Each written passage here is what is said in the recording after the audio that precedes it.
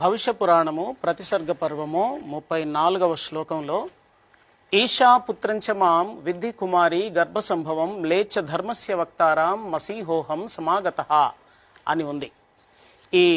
ఈ భవిష్య పురాణం ఎప్పుడు రాయబడిందని చెబుతుందంటే క్రీస్తుకు పూర్వం 400 సంవత్సరాల కాలంలో రాయబడిందని చెబుతుంది. ఈశా యేసు పుత్రంచ మాం పుత్రుడుగా పుట్టబోతున్నాడు, విద్ధి కుమారి గర్భసంభవం, కుమారి అనగా కన్యక గర్భంలో పుడతాడు అని.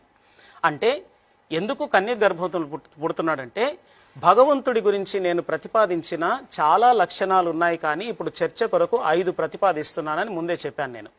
ఈ 5 పరిశుద్ధత అనేది ఈ దేవతలకు సహితం లేదు, ఆ పితృదేవతలకు సహితం లేదు. ఎందుకంటే వాళ్ళు కూడా తల్లిదండ్రుల యొక్క జీన్ను పంచుకొని పుట్టారు.